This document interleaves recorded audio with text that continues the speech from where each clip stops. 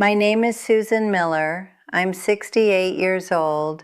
I live in Boulder, Colorado with my husband, Tom, who has somehow put up with me for 44 years and counting. I have 3 grown children, 4 grandchildren, and I spent 31 years of my life working as an ICU nurse. I need you to understand what that means before I tell you the rest of the story. An ICU nurse is not a regular nurse. You are not taking temperatures and checking boxes. You are standing between a human being and death, sometimes for 12 hours straight, making split-second decisions that determine whether someone's husband goes home or whether his family gets a phone call they'll never recover from. You hold hands. You talk to people who can't talk back. You watch families fall apart in waiting rooms, and you walk back out and do it all over again for the next patient. You learn very quickly to put yourself last, not because anyone tells you to, because the alternative of putting yourself first in that environment feels like a moral failure. So I put myself last for 31 years. I didn't take lunch breaks. I worked double shifts. I came home at 11 o'clock at night, ate whatever was in the refrigerator standing over the kitchen counter, and fell into bed. Tom would be asleep. The kids needed things I was too exhausted to give. And I told myself every single day that I was doing something important, that the sacrifice was worth it, that I'd take care of myself later. Later never came. Here is what makes my story different from most people's, and what makes it, honestly, a little bit harder to tell. I was not ignorant. I was not uninformed. I was not one of those people who didn't know what a healthy lifestyle looked like. I had a clinical education. I understood physiology at a level most people never will. I watched the consequences of neglect walk through my unit every single week. The strokes, the cardiac events, the diabetic complications, the bone fractures in women in their 70s who hadn't moved enough or eaten well in decades. I saw all of it, up close, repeatedly, and I still let it happen to me. That is the thing I couldn't explain for a long time. How can someone know everything and still do nothing? I have thought about this a lot in the last 4 years, and here is what I've come to understand. Knowledge without a reason to act is just information. I had all the information. What I didn't have, what I had quietly stopped believing somewhere along the way, was that I was worth acting for. I was so practiced at prioritizing other people that I had completely lost the instinct to prioritize myself. I retired at 63, and within about 6 months, without the structure of the hospital, without the urgency and the purpose and the constant motion, my body sent me a bill for everything I'd borrowed against it for 3 decades, all at once. I went to my doctor for a routine check. I walked out with 3 diagnoses: osteoporosis, hypertension, and the kind of fatigue that doesn't get better with rest, the deep cellular exhaustion that comes from years of chronic stress and chronic undernourishment. I was 35 pounds over my healthy weight. My bone density scan showed I had the skeletal strength of a woman significantly older than me. My doctor used the phrase fracture risk, and I sat there in that chair and I listened the way I had watched 1,000 patients listen to difficult news.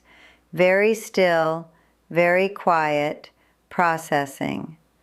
On the drive home, I cried. Not because I was afraid. I was a nurse. I understood the clinical reality, and I was not panicking about it medically. I cried because I looked at my life and I actually thought this exact thought.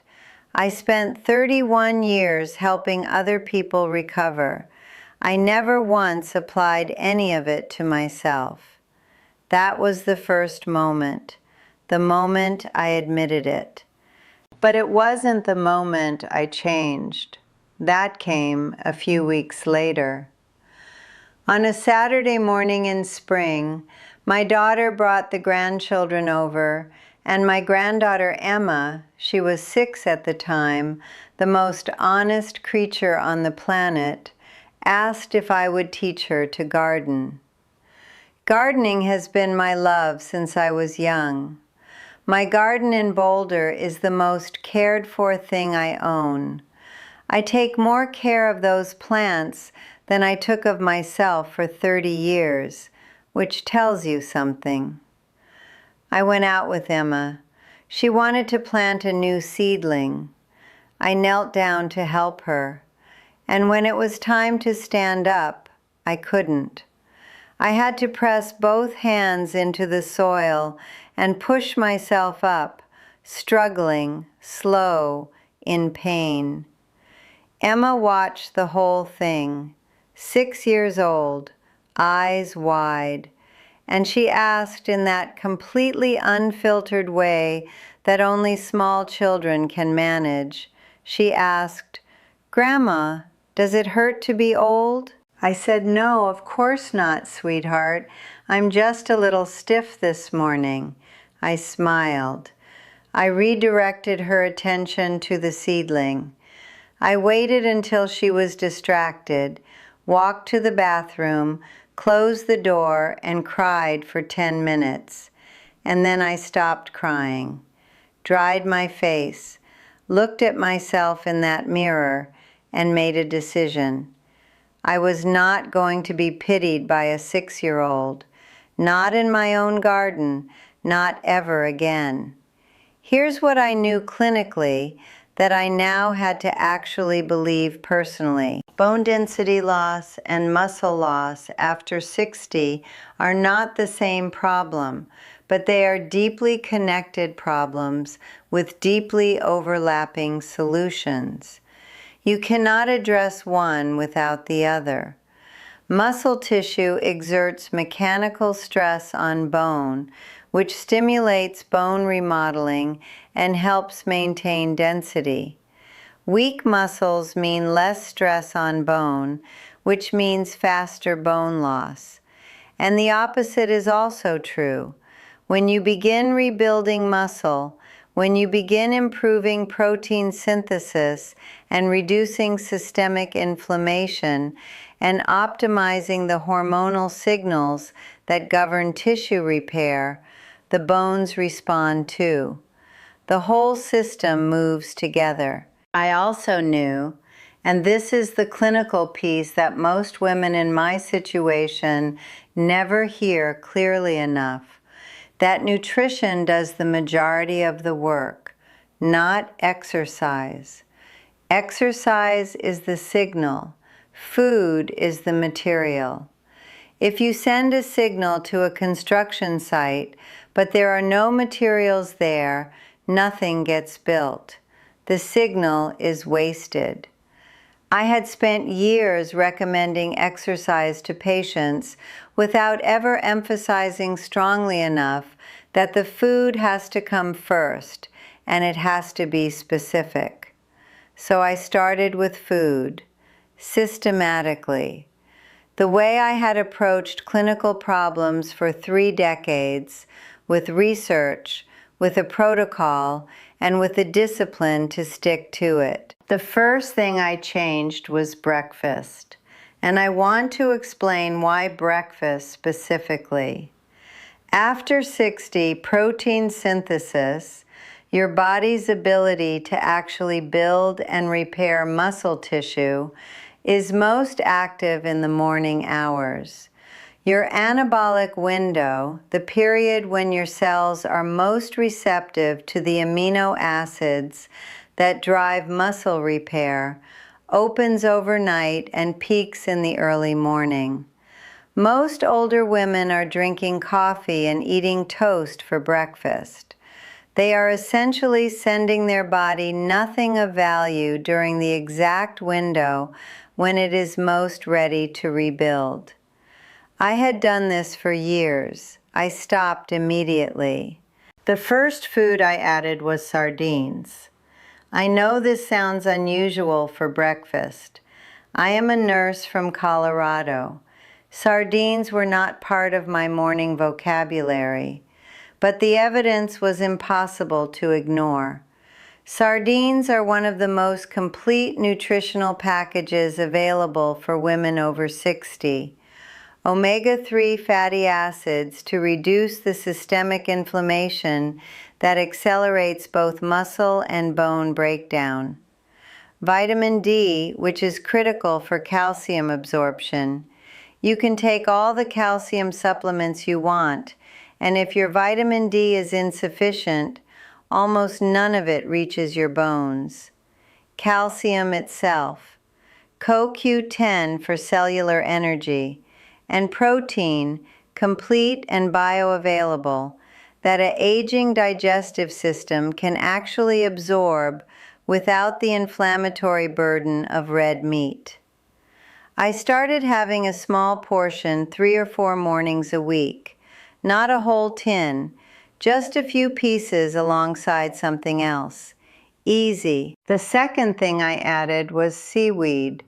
This one came directly from my research into what Japanese women, who have among the lowest rates of osteoporosis in the developed world, despite having smaller frames, eat consistently throughout their lives.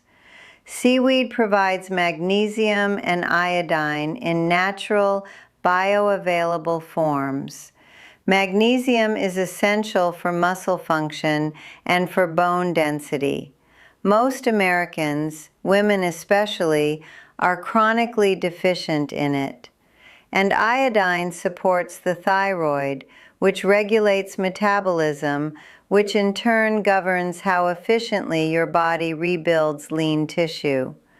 I started adding dried seaweed to miso soup, which I began making as a simple morning staple.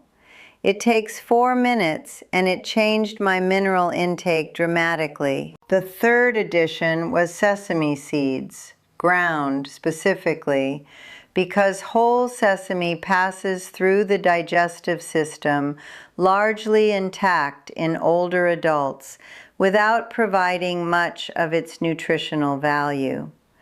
Ground sesame, sprinkled over oatmeal or mixed into porridge, provides calcium, magnesium, healthy plant fats, and lignans, natural compounds that have been shown to support hormone balance in postmenopausal women.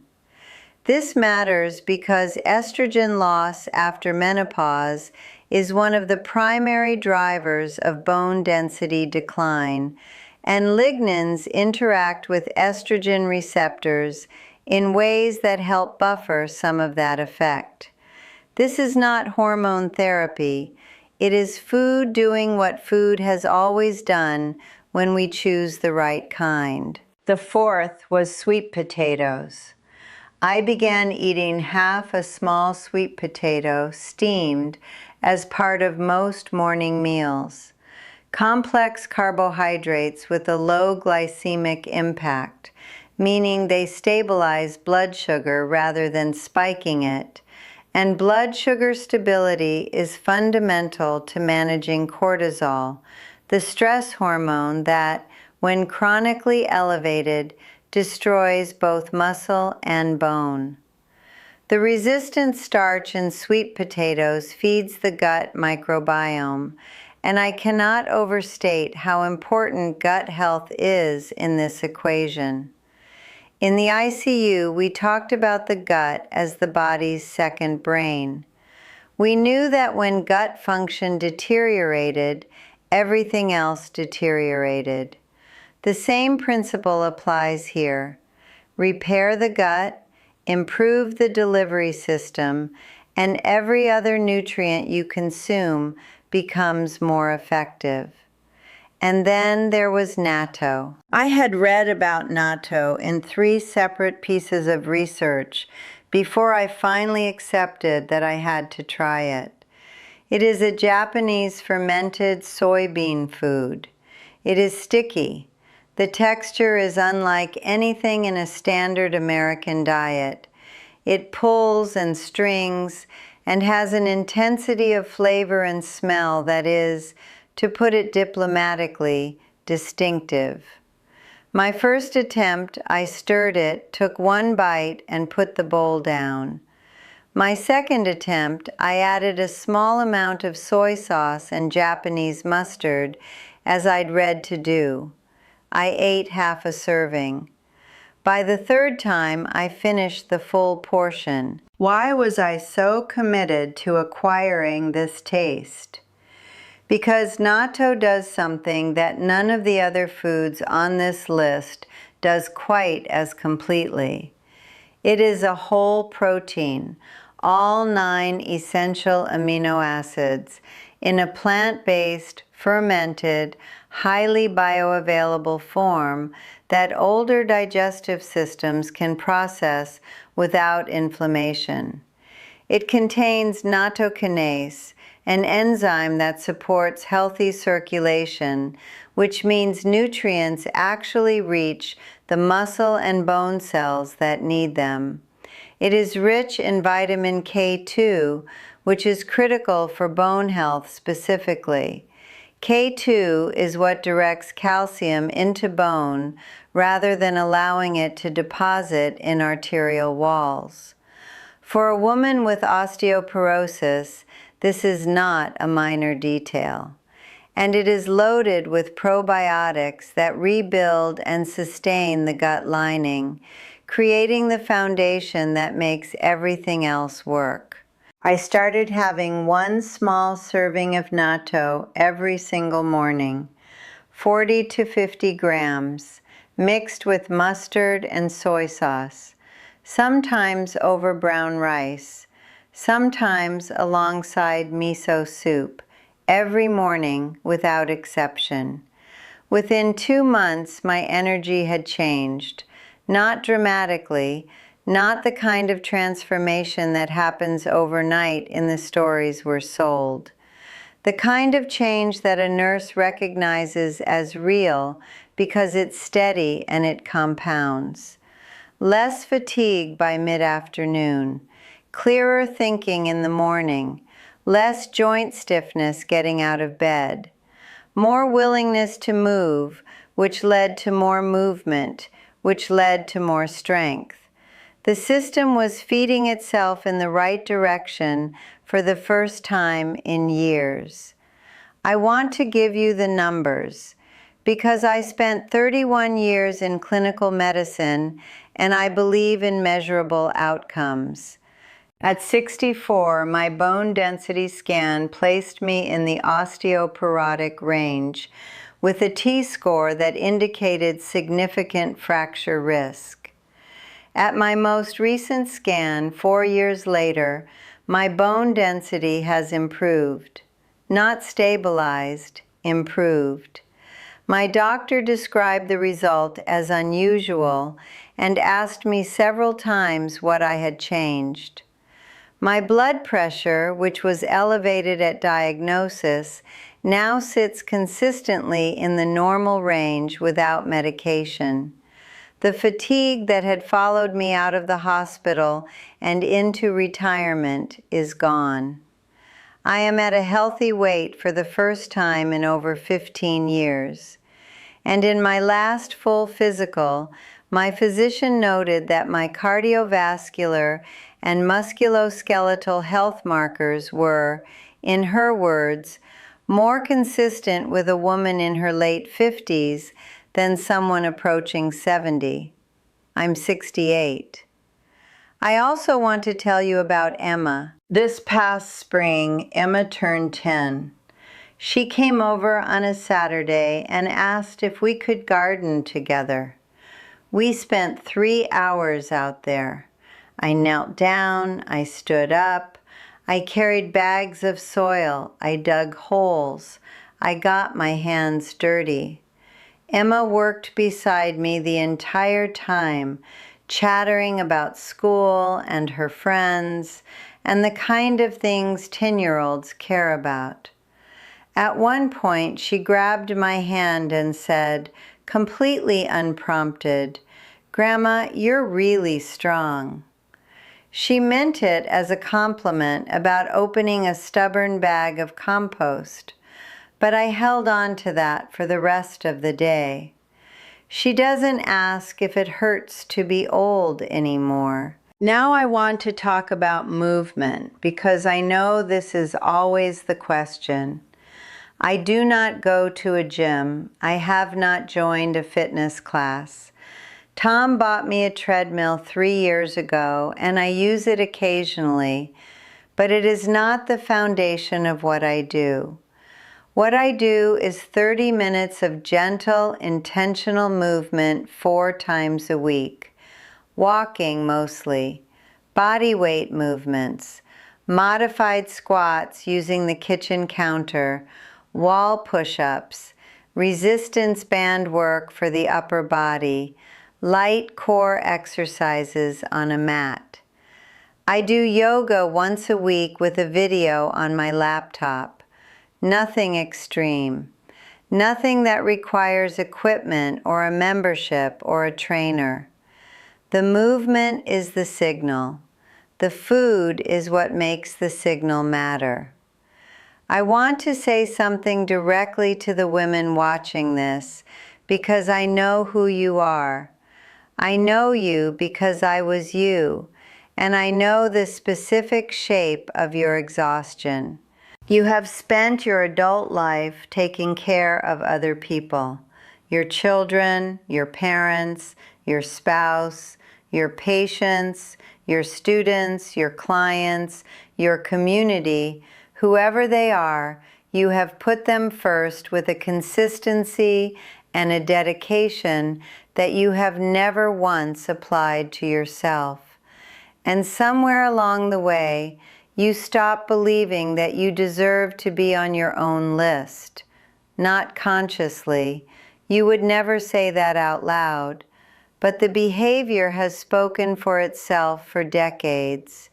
You are the last one to eat, the last one to sleep, the last one to ask for help, the last one to make an appointment. And now you're standing somewhere around 60, 65, 68, and the body is presenting you with a bill that has been accumulating for 30 years.